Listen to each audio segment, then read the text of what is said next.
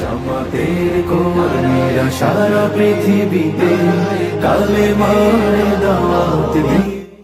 সুপ্রিয় দর্শক মণ্ডলী, এই সেই মাহফিল আঞ্জুমানে খেদমতে কোরআন সিলেট দীর্ঘ ৩৩ বছরে ৯৯ বার আলোচনা করেন বিশ্বনন্দিত মুফাসসিরে কোরআন আল্লামা দেলোয়ার হোসাইন সাঈদী। মাহফিলটি ১২ বছর পর পুনরায় চালু হল বিশিষ্ট ইসলামী চিন্তাবিদ, লেখক ও গবেষক ডক্টর মিজানুর রহমান আজহারের মাধ্যমে। সুপ্রিয় দর্শক, এই মাহফিলটি ৩ দিন ব্যাপী। প্রথম দিন আলোচনা করেন বিশিষ্ট ইসলামী চিন্তাবিদ হযরত মাওলানা আব্দুল্লাহ আল আমিন। আমরা বহু পরামর্শ দেখেছি এই ৫৩-৫৪ বছর।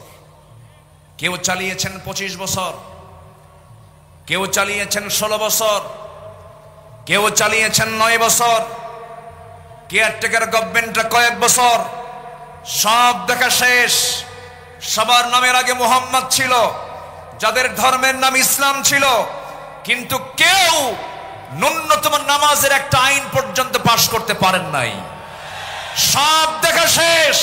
আগামীর দেশ হলো ইসলামের দেশ, কোরআনের দেশ। রাজি আছেন কারা কারা? হাত উঁচু করে দেখান মুসলমান।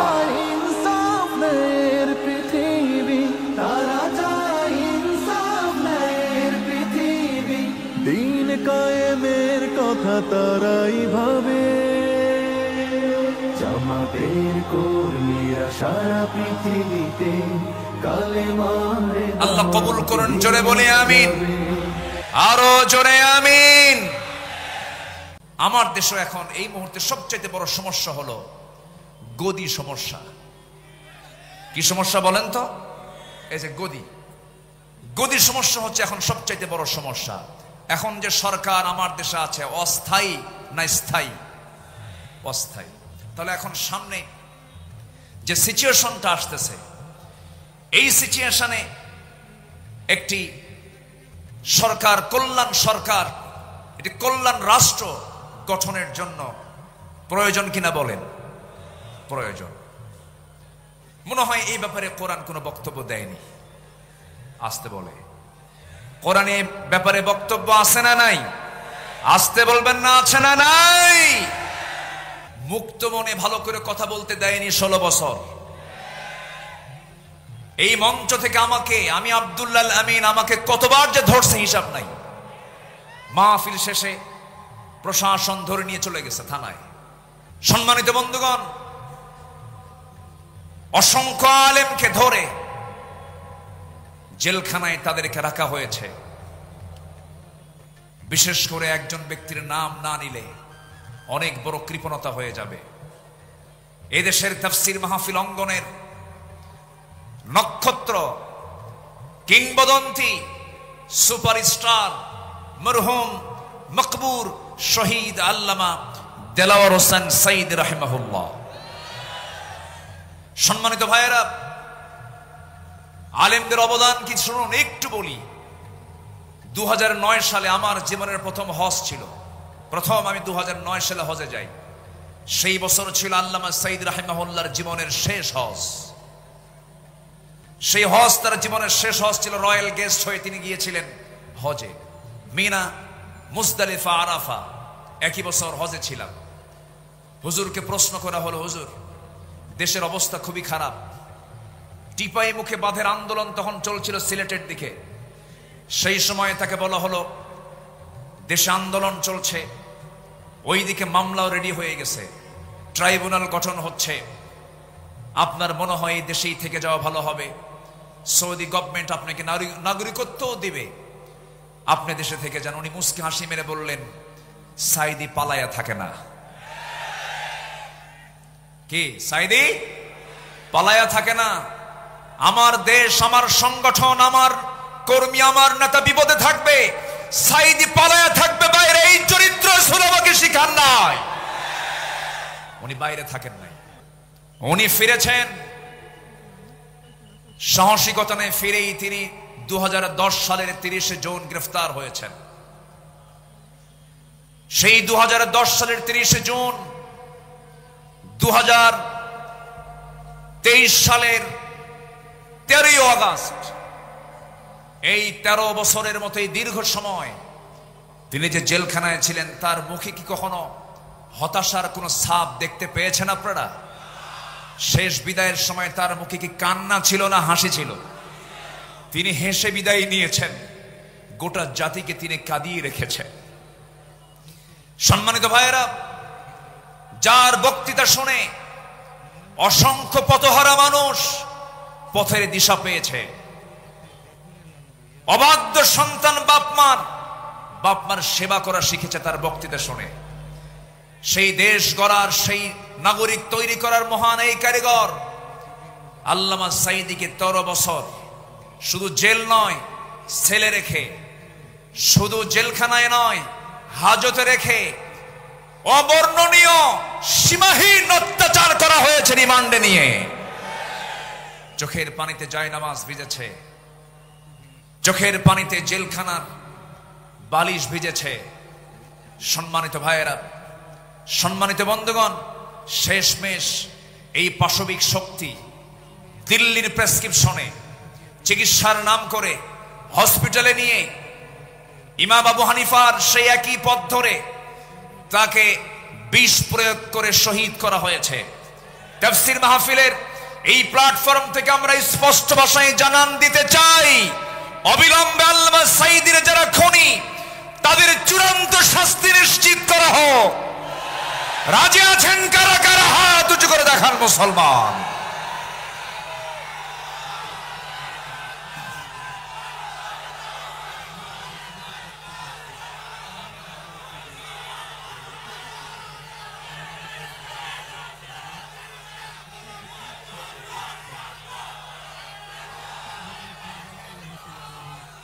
আল্লাহ কবুল করুন, জোরে বলে আমিন, আরো জোরে আমিন। আমার বিশ্বাস আল্লামা সাঈদীর সুরেই কথা বলতে চাই। উনি বলেছেন গোটা পৃথিবীর মধ্যে একমাত্র বাংলাদেশেই ইসলামী হুকুমত কায়েম হওয়ার জন্য একটা উর্বর জমিন, এটা বাংলাদেশ। এই জমিন আল্লাহর দিন কায়েম হবে, জোরে বলি ইনশাআল্লাহ, আর জোরে বলি ইনশাআল্লাহ। আসুন আমরা বর্তমান দেশের যে সংকট, একটি কল্যাণ রাষ্ট্র, ইসলামী রাষ্ট্র গঠনে রাসূলুল্লাহর আদর্শ কি ছিল এবং আমাদের করণীয় কি, এই বিষয়ে কিছু কথা বলতে চাচ্ছি। শুনবেন? রাজি আছেন তো? কিন্তু সময় তো কম, আমাকে শেষের দিকে যেতে হচ্ছে আস্তে আস্তে। আমি খুব বেশি সময় আর পাবো না, আমি খুব দ্রুত শেষ করে দেব। মাহফিল কমিটিকে ধন্যবাদ।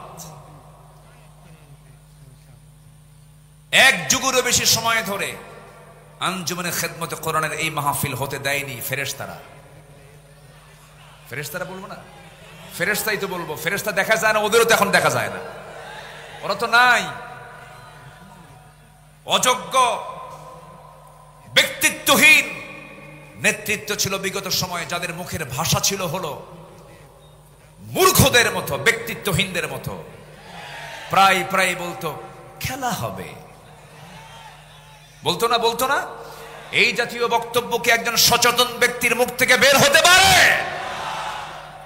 মান কানা ইউমিনু বিল্লাহ ওয়াল ইয়াউমিল আখির ফালইয়াকুল খায়রান আও ইয়াসমুত।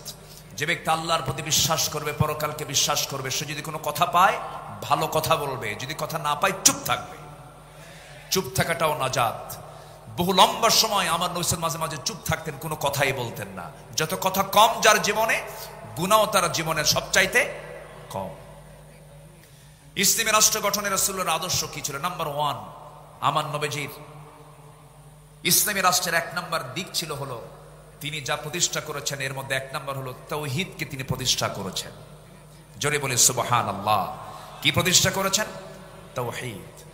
আল্লাহ রাব্বুল আলামিন বলেন, কুল ইন্নামা ইউহি ইলাইয়া আন্নামা ইলাহুকুম ইলাহুন ওয়াহিদ ফাহাল আনতুম মুসলিমুন। সূরাতুল আম্বিয়া 108 নম্বর আয়াত। হে রাসূল, আপনি বলে দেন আমার প্রতি ওহী প্রেরণ করা হয়, তোমাদের ইলাহ একক আল্লাহ, সুতরাং তোমরা কি আত্মসমর্পণকারী হবে না? প্রশ্ন করা হচ্ছে, রাসূলকে এই কথা বলে দেওয়া হলো, নবীজি মক্কার মাটিতে মার খেয়েছেন না মার দিয়েছেন? বলেন বলেন বলেন, মার খেয়েছেন না মার দিয়েছেন? আর মদিনার মাটিতে সে মার খেয়েছেন না মার দিয়েছেন? তাহলে দিনের জন্য মায়ের খাওয়াও সুন্নাত। মায়ের জোরে মায়ের মায়ের দেওয়াও সুন্নাত। রাসূল কি হাতে অস্ত্র নেননি? হাতে অস্ত্র নেননি? ঘোড়ায় চড়েন নাই? লৌহ বর্ম পরিধান করেন নাই? বর্ষা হাতে নেন নাই? আমার নবীর ঘরের ফার্নিচার ছিল হলো বর্ষা, তরবারি। আমার নবীর ঘরের ফার্নিচার ছিল এগুলো। সম্মানিত ভাইয়েরা, আমার নবীজি শিরককে মূলোৎপাটন করেছেন এবং তিনি বলেছেন বয়স্তু কাসরাতিল আসনাম, মূর্তিকে চুরমার করে দেওয়ার জন্য আল্লাহ তাআলা আমাকে দুনিয়াতে পাঠিয়েছেন। আল্লাহু আকবার বলেন। আবার ভুল বুঝবেন না, আব্দুল আল আমিন আজকে বলে গেছে মূর্তি যা আছে সব ভেঙে ফেলো, এটা আবার উল্টা বুঝবেন না।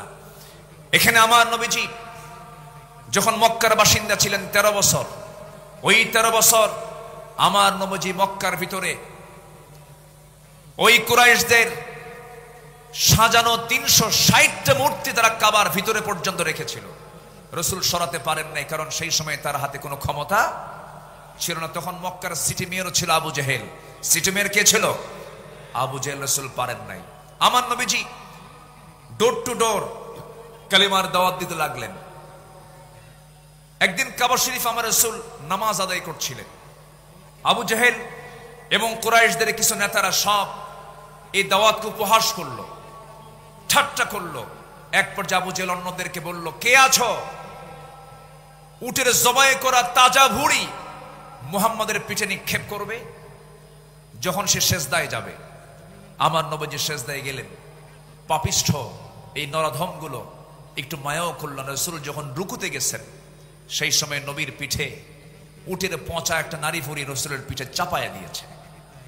আমার নবীজি ওজন সহ্য করতে না পেরে মুখ থুবড়ে জমিনে পড়ে গেলেন।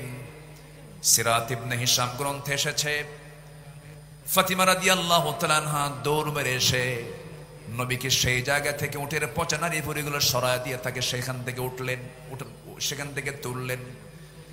আমার নবীজি সেই দিন কাদা কাদা কণ্ঠে দুহাত উঁচু করে একটা দোয়া করেছিলেন। সেই দোয়াটা হলো, সেই দোয়ার মধ্যে বদদোয়া ছিল, নাম ধরে ধরে দোয়া করেছেন।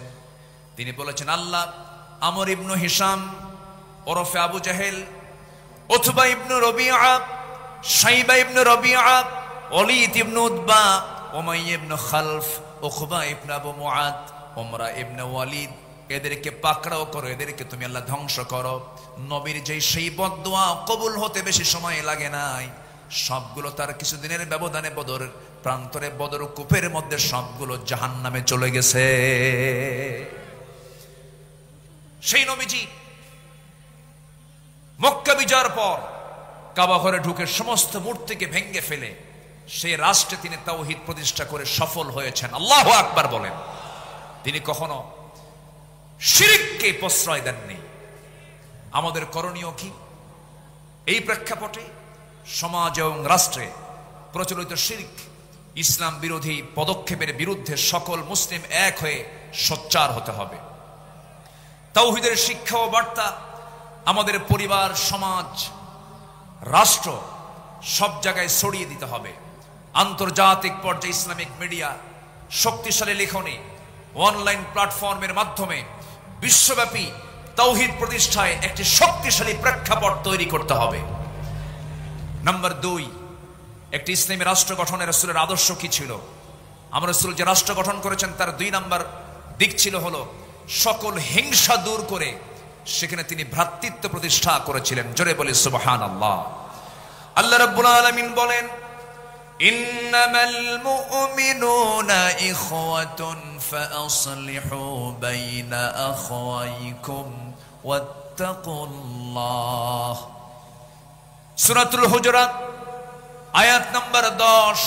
আল্লাহ পাক বলছেন, নিঃসন্দেহে মুমিনরা হলো পরস্পরের ভাই ভাই। কোনো কিছু যদি সমস্যা হয়ে যায় তোমরা ইসলাহ করে নেবে, পরস্পরে তোমরা ঠিকঠাক করে নেবে। সাবধান, ওয়াত্তাকুল্লাহ, আল্লাহকে ভয় করো, ভ্রাতৃত্বের বন্ধন যেন কখনো নষ্ট না হয়। জোরে বলি সুবহানাল্লাহ। আমার নবীজি মদিনায় যখন মুহাজির এবং আনসারদের মধ্যে ভ্রাতৃত্বের সম্পর্ক স্থাপন করেন, তাদের মাঝে একটি ইসলামী রাষ্ট্র প্রতিষ্ঠার জন্য একটি দৃঢ় ভিত্তি তৈরি করেছিলেন। কিন্তু এমনকি সেই সময় রাসূল বদরে অংশগ্রহণ করেছেন, উহুদে অংশগ্রহণ করেছেন, খন্দকে অংশগ্রহণ করেছেন, কিন্তু হুনাইন যুদ্ধের পর একটা প্রবলেম হয়েছিল। সেই প্রবলেমটা হলো হুনাইন যুদ্ধের শেষে আমার রাসূল কুরাইশ এবং অন্যান্য আরব গোত্রগুলোকে প্রচুর পরিমাণ গনিমত বন্টন করে দিলেন, যুদ্ধলব্ধ সম্পদগুলোকে বন্টন করলেন, আনসারদেরকে দিলেন না, আনসারদেরকে দিলেন না। এই দৃশ্য যখন আনসারদের মনে মনে এই দৃশ্য যখন অবলোকন করলেন, আনসাররা মনে মনে তারা দুঃখ প্রকাশ করলেন, দুশ্চিন্তাগ্রস্ত হয়ে পড়লেন। এমনকি তাদের মধ্য থেকে একজন বলে ফেললেন, আল্লাহর কসম, রাসূল তার নিজ কওমের সঙ্গে মিশে গেছেন, রাসূল নিজ কওমের সঙ্গে মিশে গেছেন, সব গনিমত তাদেরকে দিলেন, কিন্তু রাসূল আমাদেরকে কিচ্ছু দিলেন না। আমার নবীজির কানে যখন এই কথাটা চলে গেল, আমার নবীজি এটাকে কেমন করে ইসলাহ করা যায়, কেমন করে সংশোধন করা যায়, ফাসলিহু বাইনা আখাইকুম, রাসূল খেপলেন না, রাগলেন না। সেই সময় রাসূল একটা ভাষণ দিয়েছেন, আওয়াজাতুম ইয়া মা'শারাল আনসারি ফি আনফুসিকুম ফি লাআতিম মিনাদ দুনিয়া তাল্লাফতু বিহা কওমান লিয়ুসলিমু ওয়াকালতুকুম ইলা ইসলামিকুম আলা তারদাউনা ইয়া মা'শারাল আনসারি আন ইয়াযহাবান নাস ইয়া বিশাতি ওয়াল বাঈফ ওয়া তারজিউ বিরাসূলিল্লাহি সাল্লাল্লাহু আলাইহি ওয়াসাল্লাম ইলা রিহালিকুম। আমার নবীজি তেজোদ্দীপ্ত একটা ভাষণ দিলেন, কাদা কাদা কণ্ঠে একটা ভাষণ দিলেন। তিনি বলে ফেলেন, হে আনসার সম্প্রদায়, তোমরা কি মনে মনে দুঃখ পেয়েছো যে আমি দুনিয়ার তুচ্ছ জিনিস দিয়ে একদল মানুষকে ইসলাম গ্রহণের দিকে আকৃষ্ট করেছি, আর তোমাদেরকে আমি তোমাদের ইসলামের উপর ছেড়ে দিয়েছি? হে আনসার সম্প্রদায়, তোমরা কি সন্তুষ্ট নও যে অন্যরা ভেড়া উট নিয়ে ফিরে যাবে আর তোমরা আল্লাহ রাসূলকে নিয়ে তোমাদের ঘরে ফিরে যাবে? সব চলে গেছে উট ভেড়া নিয়ে, আর তোমরা আনসার, আমি রাসূল, আমাকে নিয়ে তোমরা ঘরে চলে গেছো। সাহাবে কেরামদের ভিতরে একটা উজ্জীবিত ভাব চলে আসলো, হুজুর আমরা ভুল বুঝে এমন মন্তব্য করেছি, আমাদেরকে মাফ করুন। রাসূল কি এখানে সংকট সৃষ্টি করলেন না সমাধান করলেন? সমাধান করলেন। আমাদেরও করণীয় আছে। আমরা কি ঐক্য বিনষ্ট করব? না। কোন পীরকে গালি দেব না আমরা। হক্কানি পীর, এই যে বাম পাশে বসে আছেন আব্দুল মতিন শাহবাগী হাফিজাহুল্লাহ, আমি তাকে খুব সম্মান করি, উনিও তো পীর। কিন্তু আমার দেশে কিছু দরবার আছে, যে দরবারের থেকে এমন ভাষা আসে, যে ভাষা আসে নাস্তিকদের ভাষার মতো। এরকম কিছু দরবার আছে না? নয়, আছে। ওগুলো পীরের দরবার না, ওগুলো ভণ্ডের দরবার। আমি পীরকে কোনোদিন আমার জীবনে 26 বছরের মাহফিলের ইতিহাসে আমি কোনোদিন কোন পীর কিনে বাজে কথা বলেছি এমন কোন রেকর্ড আমার নাই।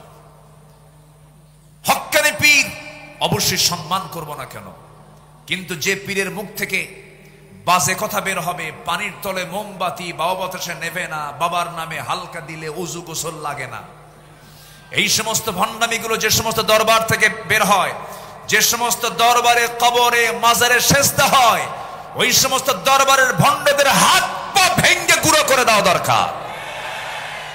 ওগুলো সব শিরকের আকড়া, ইবলিসের পাঠশালা। আল্লাহ পাক ওগুলো থেকে বাঁচান। জোরে বলি আমিন, আরো জোরে আমিন। নাম্বার 3, আমার রাসূলের ইসলামী রাষ্ট্রের কতগুলো যে গুণগত দিক ছিল, তার মধ্যে 3 নম্বর হলো তিনি ন্যায় বিচার প্রতিষ্ঠা করেছিলেন। কি বিচার প্রতিষ্ঠা করেছেন? ন্যায় বিচার। কারণ আল্লাহ পাক সূরা নাহলের 90 নম্বর আয়াতে বলেছেন, ইন্নাল্লাহা ইয়া'মুরুকুম বিল আদলি ওয়াল ইহসানি ওয়া ইতা'i যিল কুরবা ওয়া ইয়ানহা আনিল ফাহশাই ওয়াল মুনকারি ওয়াল বাগি ইয়া'iদুকুম লা'আল্লাকুম তাযাক্কারুন। আল্লাহ পাক ন্যায় বিচার প্রতিষ্ঠার কথা বলেছেন, আমার নবীজি কোনো জাতি বর্ণ সম্প্রদায়ের প্রতি পক্ষপাত দেখাতেন না। এমনকি একটা ঘটনা সবার জানা আছে, ফাতিমা নামে একজন সম্ভ্রান্ত পরিবারের মহিলা চুরি করে ধরা পড়ে। আস-সারিকু ওয়াস-সারিকাতু ফাকতাউ আইদিয়াহুমা, চুরি করে যখন একজন চুন্নি, একজন মহিলা চোর যখন ধরা পড়ে গেল, রাসূল বললেন কোনো কথা নাই, হাত কেটে ফেলো। বিচারক মুহাম্মদ সাল্লাল্লাহু আলাইহি ওয়াসাল্লাম বললেন হাত কেটে ফেলো। ওই সম্ভ্রান্ত পরিবারের মহিলাটার নাম ছিল ফাতিমা। তার বংশের লোকজন সব সাইয়েদনা ওমর ফারুকের কাছে এসে বলছে, ওমর ফারুক রাদিয়াল্লাহু তাআলা আনহু, তোমার কথা আমাদের রাসূল শুনবেন, একটু আমাদের জন্য সুপারিশ করা যায় কিনা? তিনি বললেন ঠিক আছে, আমি যাব। নবীর সামনে গিয়ে দাঁড়ালেন, রাসূলকে লক্ষ্য করে বলছেন, ইয়া রাসূলুল্লাহি, দেখুন তো সম্ভ্রান্ত পরিবারের যেহেতু একজন মহিলা হাত কাটলে কেমন হয়, মান সম্মানটা নষ্ট হয়ে যায়। আমার নবীজি সেই সময় রক্তিম আকারের চেহারা ধারণ হলো, রাসূলের চেহারা লাল হয়ে গেল এবং তিনি বলে ফেললেন, আল্লাহি লাউ আন্না ফাতিমাতা বিনতে মুহাম্মাদিন সারাকাত লাকাতাতু ইয়াদাহা, আল্লাহর কসম করে বলি, যদি এই মুহূর্তে ওই ফাতিমা না হয়ে যদি বিশ্বনবী মুহাম্মদ বিন আব্দুল্লাহর যদি কলিজার টুকরা মেয়ে ফাতিমা যদি চুরি করে ধরা পড়তো, আমি রাসূল সবার চোখের সামনে এনে আমি রাসূল নিজে আমি আমার মেয়ের হাত কেটে দিতাম। জোরে বলি আল্লাহু আকবার। আইন সবার জন্য কি? আইন সবার জন্য কি? সমান। নাম্বার 4 হলো সামাজিক দায়িত্ব এবং দরিদ্রদের সহযোগিতা ছিল আমার রাসূলের, মানে একটি রাষ্ট্রের অন্যতম একটা বৈশিষ্ট্য ছিল। সামাজিক দায়িত্ব এবং দরিদ্রদের সহযোগিতায় তিনি ব্যস্ত থাকতেন, কারণ অফি আমওয়ালিহিম হাক্কুল লিসাইলি ওয়াল মাহরুম। রাসূল এত দান করতেন, তার দানটা এত বেশি ছিল, তিনি বলেছেন আমার কাছে যদি উহুদ পরিমাণ সমান সোনা থাকতো, লাউ কানা লিমিসলু উহুদিন যাহাবান, তাহলে পছন্দ নয় যে তিনি 3 দিন অতিবাহিত হওয়ার পর তার কিছু অংশ আমার কাছে থাকুক, এটা আমি পছন্দ করতাম না, 3 দিনই সব শেষ করে দিতাম। আল্লাহু আকবার। তিনি এত পরিমাণ তিনি দান করতেন, ডান হাতে বাম হাতে যা ছিল সব তিনি দিয়ে দিতেন। রাসূল যখন মারা যাবেন, আম্মা জান আয়েশা রাদিয়াল্লাহু তাআলা আনহা রাসূলকে তার উরুতে শোয়ায় রেখেছেন। আমার নবীজি দুনিয়া থেকে বিদায় নেবেন, বিদায় লগন যখন চলে এসেছে, রাসূল বলছেন, আয়েশা রে, আমি মনে হয় বাঁচব না, দুনিয়া থেকে বিদায় নিয়ে নেব। ওরে আয়েশা, আমি যদি দুনিয়া থেকে বিদায় নিয়ে নিই, আমার ঘরে কোনো সম্পদ থাকুক আমি চাই না। অতএব আমি তোমাকে জানায় দিচ্ছি, দেখো তো ঘরের মধ্যে কোনো কিছু আছে নাকি। তন্ন তন্ন করে খুঁজে বের করা হলো 6টা স্বর্ণের টুকরা হাতের তালুতে নিয়ে রাসূল বললেন, আয়েশা, এতটুকু সম্পদ আমি দিন প্রতিষ্ঠার কাজে আমি দান করে দুনিয়া থেকে বিদায় নিতে চাই। জোরে বলে সুবহানাল্লাহ। আমার নবীজি বসে আছেন, একদিন একজন নবীর কাছে বুরদা চাদর নিয়ে আসলেন, এটি পরার জন্য দিলেন। রাসূল সেই বুরদা নামক চাদরটা এমন ভাবে গ্রহণ করলেন যা তার খুব প্রয়োজন ছিল, গায়ে জড়ায়া নিলেন। এক সাহাবী চাদরটা দেখে বলছেন, হুজুর, আপনি যদি কিছু না মনে করেন আমি চাদরটা আমার পছন্দ, আপনি আমাকে দিবেন কিনা? রাসূল মুস্কি হাসি মেরে সঙ্গে সঙ্গে তার পছন্দের চাদরটা তার গায়ে দিয়ে দিলেন। আমার নবীজি দিয়ে দিলেন, অবলীলায় দিয়ে দিলেন, কোনো আফসোস করলেন না। পরে একজন সাহাবী, যে লোকটা চাদর চেয়েছিল, যে সাহাবী তাকে জিজ্ঞাসা করলেন, ও ভাই, নবীর পছন্দের সেই চাদরটা তোমার নেওয়ার কি দরকার ছিল? তুমি কি রাসূল থেকে সেটা কেন চেয়ে নিলা? তিনি বলছেন, আল্লাহর কসম করে বলি, দুনিয়ার কোনো পার্থিব স্বার্থের জন্য নয়, বরকতের জন্য আমি নিয়েছি। কারণ আমি ওসিয়ত করতে চাচ্ছি এই চাদরটা যেন আমার কাফনের কাপড় হয়। জোরে বলি সুবহানাল্লাহ। বুখারী শরীফের 6036 নম্বর হাদিস এটা। সম্মানিত ভাইয়েরা, এই জন্য আমরা উদার হব সামাজিক কাজে, দরিদ্রদের ব্যাপারে আমরা উদার হব। জোরে বলি ইনশাআল্লাহ। নাম্বার 5, রাষ্ট্রীয়ভাবে ইসলামী শিক্ষা প্রতিষ্ঠিতকরণ। অকুর রব্বি জিদনি ইলমা। আমার রাসূল যুদ্ধবন্দীদের মুক্তি দিতেন শিক্ষার বিনিময়ে। আল্লাহু আকবার বলেন। এমন রেকর্ড আছে না নাই? রাসূল শিক্ষার জন্য খুবই নিবেদিত প্রাণ ছিলেন। নাম্বার 6, আন্তর্জাতিক সম্পর্ক স্থাপন। আল্লাহ রাব্বুল আলামিন বলেন, وَإِن جَنَحُوا لِلسَّلْمِ فَاجْنَحْ لَهَا وَتَوَكَّلْ وتوكل على الله إنه هو السميع العليم সূরা আনফাল আয়াত নাম্বার 61 যদি তারা সন্ধির প্রতি ঝুঁকে পড়ে তাহলে তুমিও তার প্রতি ঝুঁকে পড়ো এবং ভরসা করো কার উপরে আসতে বলবেন না কার উপরে আমার নবী মদিনা রাষ্ট্র থেকে তিনি রোম সম্রাট হেরাক্লিয়াসকে চিঠি লিখেছেন মিম মুহাম্মদ সাল্লাল্লাহু আলাইহি ওয়াসাল্লাম ইলা হেরাকালকে লক্ষ্য করে তিনি চিঠি লিখেছেন আসলিম আত্মসমর্পণ করো এই যে জোরালো একটা চিঠি তার কাছে লিখে দিলেন রোম সম্রাট হেরাক্লিয়াস এই চিঠিখানা পড়ে সভাসদবৃন্দকে ডাক দিয়ে বলতেছে ও সভাসদবৃন্দ এই যে চিঠিখানা যার পক্ষ থেকে এসেছে মদিনার রাষ্ট্রের রাষ্ট্রপতি মুহাম্মদ সাল্লাল্লাহু আলাইহি ওয়াসাল্লামের পক্ষ থেকে এসেছে এই চিঠির ভাষা প্রমাণ করে হেরাক্লিয়াসের পায়ের নিচের এই মাটির অংশ মুহাম্মদ একদিন দখল করে ছাড়বে জোরে বলি আল্লাহু আকবার আমরা কোনো রাশাকে ভয় পাবো না আমরা কোনো পরশক্তিকে ভয় পাবো না রাশা বাঁচাবে না আমেরিকা বাঁচাবে না হিন্দুস্তান বাঁচাবে না কেউ আমাকে বাঁচাবে না কেউ আমাকে রক্ষা করতে পারবে না আমাকে বাঁচাবেন তিনি কে তার বড় প্রমাণ কোন গোয়েন্দা সংস্থার রিপোর্টে ছিল না 5 আগস্টের এই প্রেক্ষাপট তৈরি হবে এটা করে দিয়েছেন তিনি কে আসতে বলেন তিনি কে যুব সমাজ এই রক্তকে ভোলা যাবে না নবীর আদর্শ উজ্জীবিত হও তোমার হাতে আগামীর বাংলাদেশ আগামীর নেতৃত্ব তোমার হাতে কোন চোর বেঈমান চরিত্রহীন লম্পট চাঁদাবাজদের হাতে কোনো নেতৃত্ব আমরা দেব না আল্লাহ কবুল করুন জোরে বলি আমিন আরো জোরে আমিন নাম্বার 7 বিপদে আপদে সংগ্রামের সমস্ত পরিস্থিতিতে মহান আল্লাহর উপরে পূর্ণ তাওয়াক্কুল করা মহান আল্লাহর সাহায্যের ওয়াদা এটা ছিল নবীর রাষ্ট্রের একটি গুরুত্বপূর্ণ দিক রাসূল সবসময় ভরসা করতেন কার উপরে আসতে বলবেন না কার উপরে আমার বিজয় কার হাতে বিয়াদিকাল খাইর সব কল্যাণ কার হাতে অত ইজ্জু মান তাশা অত যিল্লু মান তাশা কার হাতে আল্লাহর হাতে ইদহুমা ফিল গার ইদ ইয়াকুলু লিসাহিবিহি লা তাহজান ইন্নাল্লাহা মা'ানা ফানজালাল্লাহু সাকিনাতাহু আলাইহি ওয়া আইয়াদাহু বিজুনুদিন লাম তারাওহা আল্লাহু আকবার বলেন সম্মানিত ভাইরা সময় কম আমি সামারাইজ করে বলছি নাম্বার 8 ন্যায়ের পথে নিজেকে অবিচল রাখা পরিবার ও সমাজে ন্যায় শৃঙ্খলা প্রতিষ্ঠা করা ছিল রাসূলের রাষ্ট্রের একটি গুরুত্বপূর্ণ নীতি একটি মূল নীতির একটা অংশ ছিল আমরাও এদিকে খেয়াল করব জোরে বলি ইনশাআল্লাহ নাম্বার 9 হচ্ছে পরামর্শ ভিত্তিক নেতৃত্ব হবে একক না পরামর্শের ভিত্তিতে বলেন আমার রাসূলের রাষ্ট্রের একটা গুরুত্বপূর্ণ অংশ ছিল রাসূল এমন কি স্ত্রীর কাছ থেকেও পরামর্শ নিয়েছেন আল্লাহু আকবার বলেন সম্মানিত ভাইরা সম্মানিত দ্বীনি বন্ধুগণ আর দুটো পয়েন্ট আমি বলতে চাচ্ছি নাম্বার 10 হচ্ছে রাসূল সাল্লাল্লাহু আলাইহি সাল্লাম রাস্তাতে লাগলো এবং তার চোখ দিয়ে অশ্রু গড়িয়ে পড়ল রাসূল উটটির কাছে গিয়ে তার মাথায় হাত বুলিয়ে আদর করলেন এবং উটটি কান্না থামালো তিনি জিজ্ঞেস করলেন এই উটের মালিক কে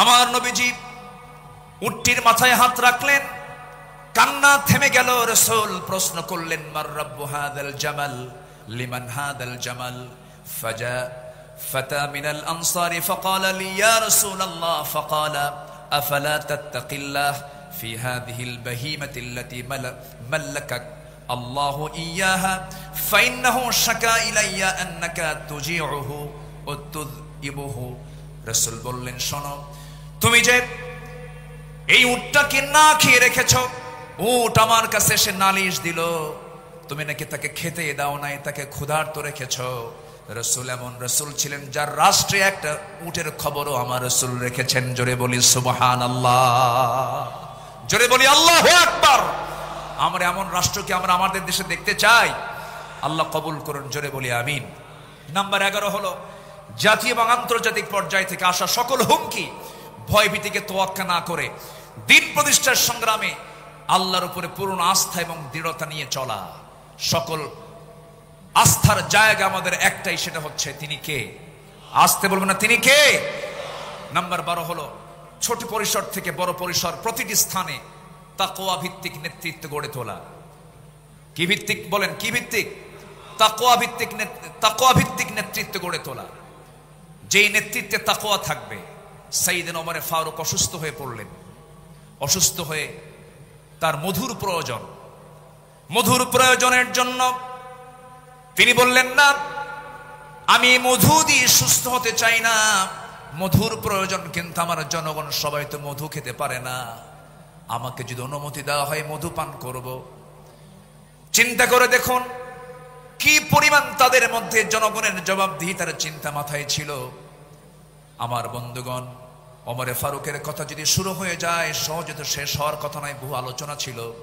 সাইয়েদনা ওমরের মতো একটা শাসক আল্লাহ পাক আমার দেশে আল্লাহ পাক দিয়ে দেন। জোরে বলি আল্লাহুম্মা আমিন, আরো জোরে আল্লাহুম্মা আমিন। আমি কথা আর সামনের দিকে বাড়াতে পারছি না। আমার পরবর্তী মেহমান আমার অত্যন্ত কাছের, আমার হৃদয়ের, আমার অগ্রজ, দেশ বরেণ্য আলেমে দ্বীন, টেকেরহাটের সম্মানিত পীর সাহেব, মুজাহিদ, মুহতারাম মাওলানা কামরুল ইসলাম সাইদ আনসারী হাফিজাহুল্লাহ, তিনি এসেছেন, আমার ডান পাশে বসেছেন। আমি আর এক সেকেন্ডও বাড়াবো না, যতটুকু হয়েছে আমরা বলে ফেলি আলহামদুলিল্লাহ। জোরে বলি আলহামদুলিল্লাহ। সম্মানিত উপস্থিতি, আমি সবার কাছে দোয়া চাই, সবাইকে আমার জন্য দোয়া করবেন। আমি আপনার জন্য দোয়া করি আল্লাহ পাক আমাদের সম্পর্ক হাসর পর্যন্ত গড়ায় দেন এবং আজকের মাহফিলকে সফল করার জন্য সবাই আমরা শেষ অবধি, শেষ মোনাজাত পর্যন্ত থাকব। জোরে বলি ইনশাআল্লাহ। এই আশাবাদ কামনা করে আমি আমার ভাঙ্গা চোরা কথা এখানেই শেষ করছি। সুবহানাকাল্লাহুম্মা ওয়া বিহামদিকা আশহাদু আল লা ইলাহা ইল্লা আনতা আস্তাগফিরুকা ওয়া আতুবু ইলাইক। আসসালামু আলাইকুম ওয়া রাহমাতুল্লাহি ওয়া বারাকাতুহু।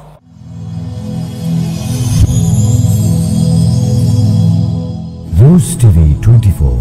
Enjoy by listening to the Holy Quran.